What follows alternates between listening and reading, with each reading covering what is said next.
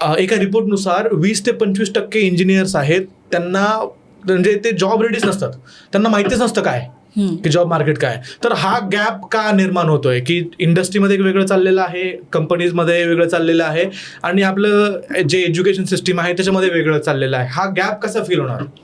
जर आपण एज्युकेशन सिस्टीमकडे बघितलं तर एज्युकेशन सिस्टीममध्ये सेट ऑफ सब्जेक्ट्स आहेत, ठीक आहे. ते एव्हरी सेमिस्टर आपल्याला क्लिअर करायचेत. का करायचेत? कारण आपल्याला तेवढा पर्सेंटेज पाहिजे, तेवढा CGPA पाहिजे, कारण आपल्याला इलिजिबल व्हायचंय क्रायटेरियामध्ये, ठीक आहे.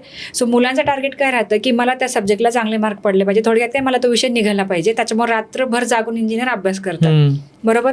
यामुळे काय होतं की एखाद्याचं मॅथमॅटिक्स स्किल वाढतं किंवा एखाद्याचं थेरॉटिकल स्किल वाढतं, पण ॲक्च्युली कामामध्ये ज्या गोष्टी वापरायच्या त्या नसतात.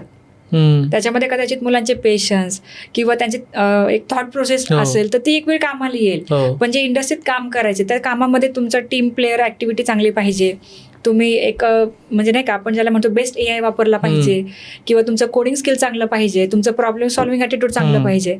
तर यासाठी त्या गोष्टी ॲड ऑन केल्या पाहिजेत, कारण हे करिक्युलममध्ये नाही आहे, हे कुठल्या सब्जेक्टमध्ये नाही शिकवलं जात की तुम्हाला कंपनीचा प्रोजेक्ट कसा बनवून द्यायचा आहे.